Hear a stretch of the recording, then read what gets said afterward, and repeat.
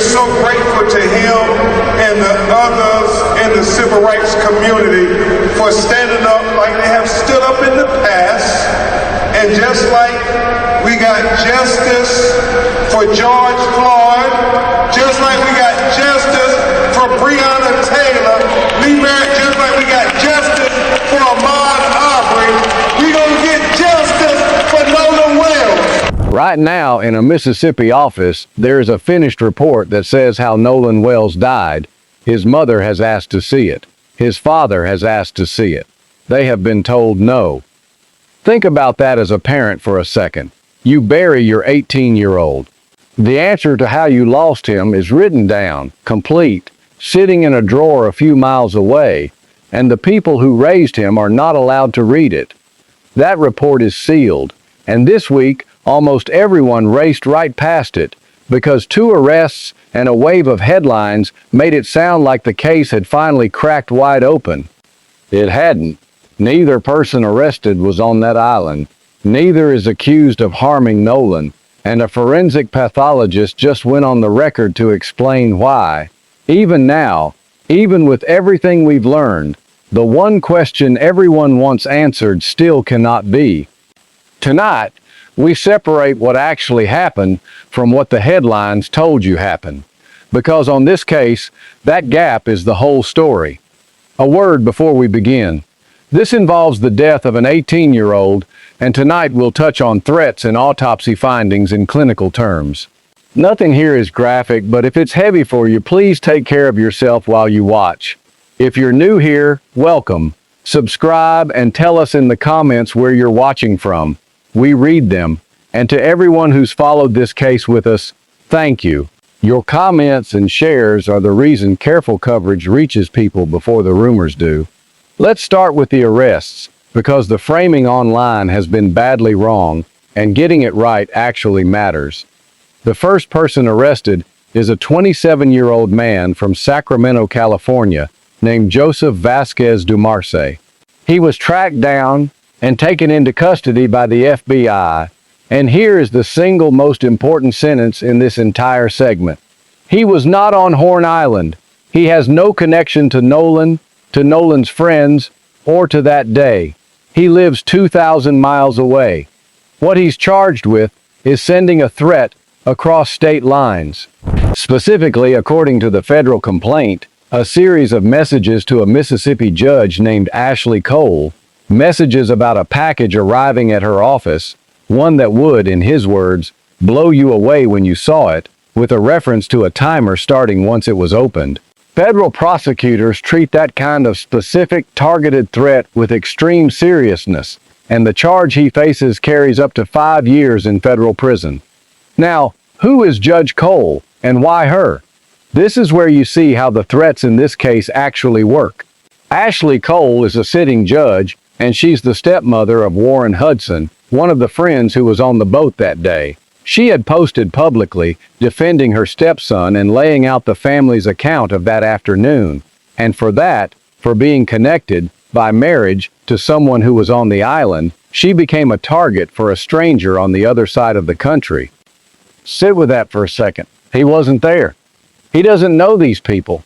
He inserted himself into a tragedy from 2,000 miles away and started making threats. And the reason the FBI could find him is worth understanding, because it's the exact opposite of the guesswork driving so much of this case online. He thought his account was anonymous. It wasn't. Federal agents traced the account through the email address used to create it, and the internet address is used to log in. A documented digital trail leading to a real name, a real date of birth, a real street address in Sacramento. That's what a real forensic process looks like. Not enhancing a blurry audio clip and telling people what to hear. Actual records, actual metadata, leading to an actual arrest. And then, days later, it happened again, with someone the earlier reporting didn't even have yet.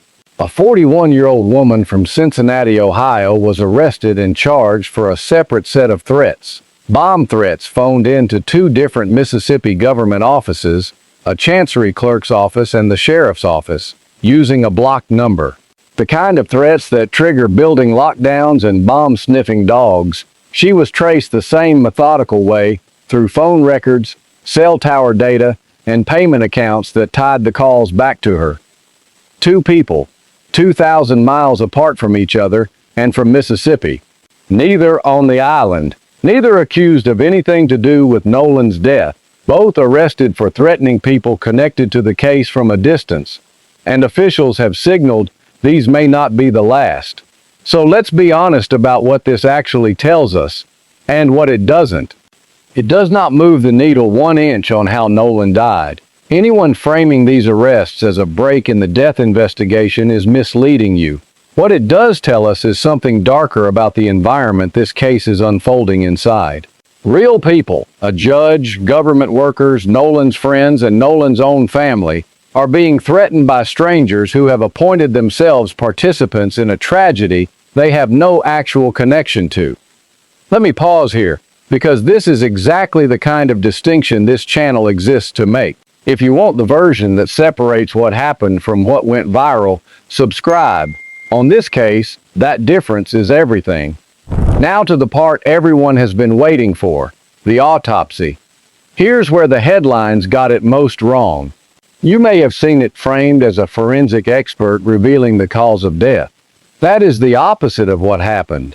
A forensic expert went on the record specifically to explain why the cause of death still cannot be determined, and why anyone claiming otherwise is getting ahead of the science. Her name is Dr. Judy Melinek. She's a board-certified forensic pathologist, an author in the field, and, this matters, she has no connection whatsoever to this case. She watched the same press conference everyone else did, and then she walked through what the findings actually establish, carefully, as an outsider. She started with the concept that governs this entire case.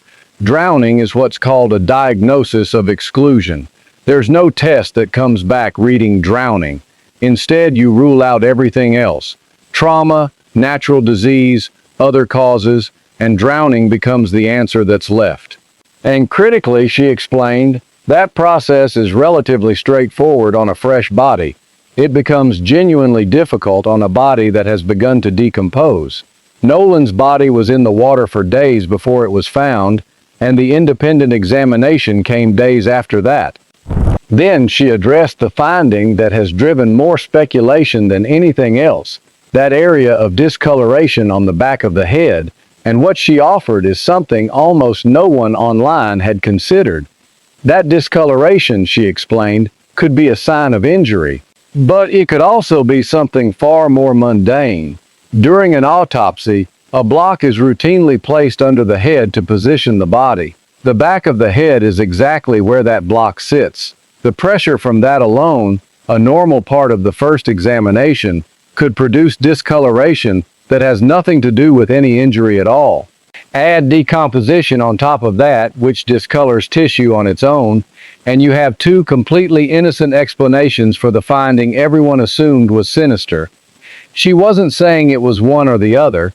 That's the whole point. She was saying the honest answer is that we don't yet know, and that a careful pathologist wouldn't pretend to. Then she got to the heart of it, the neck. You'll remember that the structures of the front of the neck, the airway, the major vessels, the small bone that can fracture in a strangulation, were retained by the state and were not available to the independent examiner. Dr. Melinek explained precisely why that matters. If someone is strangled, that is exactly where the evidence would be, the front of the neck. And that's the exact region the independent pathologist never got to examine. So here is the careful, honest place this sits. And it's worth stating slowly, because it's the single most misrepresented point in the entire case. Because those structures weren't available, strangulation cannot be confirmed. But for the very same reason, it also cannot be ruled out. Those are two different statements, and both are true at once. The independent pathologist, Dr. Roger Mitchell, said as much in his own report, that he could not rule out injury to the neck as a contributor to or a cause of death. Read that carefully. Cannot rule out is not found evidence of. A limitation in what could be examined is not a finding. Every account that has collapsed those two things together, that has turned "we couldn't check" into "they found something," is misrepresenting what these experts actually said. And that distinction is the difference between reporting a case and inflaming one. Dr. Melinek made one more point that reframes everything, and it's the one worth carrying out of this whole segment. Asked whether the toxicology report, whenever it comes, would finally crack the case, her answer was essentially, no, not on its own. A lab result is one piece of a puzzle. What actually solves a case like this, she said, is the old-fashioned work, determining how Nolan entered the water and whether he was alone or someone was with him. That's an investigator's question, not a laboratory's, and it's the question still sitting open. She also offered a caution about that toxicology that's going to matter enormously when it finally arrives. In a body that has decomposed, bacteria produce alcohol on their own, after death, unrelated to anything the person drank. Enough of it that a reading can climb past the legal limit purely from decomposition. So if a toxicology report eventually shows alcohol in Nolan's system, that number alone will not tell you he was drinking that day. It has to be interpreted by an expert who accounts for how far decomposition had progressed. Anyone who waves that eventual number around as proof of anything will be, once again, getting ahead of the science. Which brings us to where that science currently sits, sealed. Mississippi officials have confirmed the state's own autopsy, performed the day after Nolan was found, is now complete. But it will not be released to the public. It's going to a grand jury first, and here's the detail that has caused real pain. As of now, even Nolan's own parents and their attorney have not been allowed to see it. You can hold two true things about that at once. On one hand, the district attorney has explained that this is genuinely standard procedure. In that county, every death that isn't natural or an ordinary accident goes to a grand jury before its findings are made public. And that's been the practice for her entire career. It's meant to protect the integrity of the process, not to hide anything. On the other hand, this is a family that has said from day one it does not trust the official process, now being told the completed findings about their own son exist, and they cannot see them. Both of those things are real, and they're going to sit in painful tension until that grand jury meets. And when is that? We don't know. No date has been set, which means the single most authoritative document in this case is finished, sealed, and waiting, with no clock on it. There's one more thread this week, and it moves the story off the island entirely. Nolan's parents made a surprise appearance at a rally in Cincinnati, hundreds of miles from Mississippi, held alongside the Omega Psi Phi fraternity. Around 100 people gathered to hear them. And Nolan's mother, Christine, said something that has traveled well beyond this single case. She said that families like hers have to be, in her word, unfortunately more careful, more observant, more discerning when they're in spaces with people who don't look like them. And that this was something she and her husband had taught their children long before any of this happened. There's a detail that adds a real layer here, and it's worth stating plainly because it cuts against the simple version of this story. Nolan's heritage was itself mixed. His mother is of Filipino descent, his father African American. His family embodies exactly the kind of multicultural reality that doesn't fit neatly into any single box. And his death has still become a focal point for a much older, much broader conversation about which spaces feel safe, and for whom. That his own family reflects that complexity, rather than erasing it, is part of what has made his mother's words resonate as widely as they have. Whatever you make of that conversation, the word she chose, unfortunately, is the honest center of it.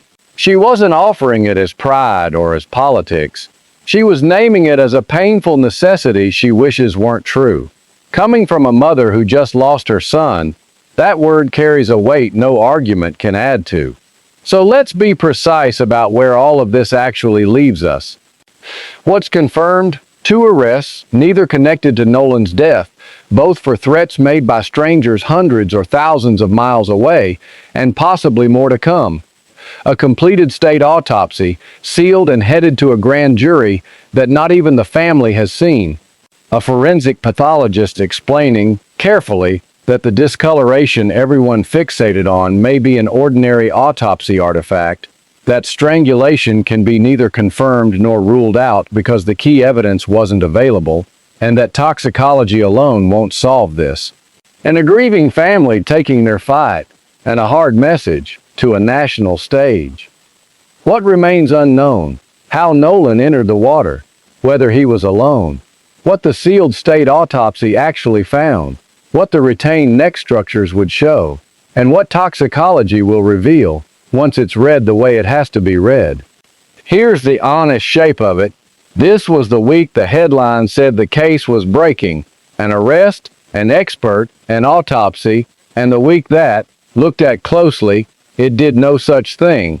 The arrests are real and serious and about threats, not about Nolan. The expert's actual message was patience, not revelation, and the autopsy that could answer everything is finished and locked away. The story didn't crack open this week. It came into sharper focus, which is not the same thing and is worth far more. Nolan Wells was 18 years old. He was days from a college football season he'd worked years to reach, weeks after his death. His case now stretches across federal courtrooms, forensic pathology, a sealed grand jury file, and a national stage. And still, the simplest question, how he died, remains the one nobody can yet answer. We'll stay on this.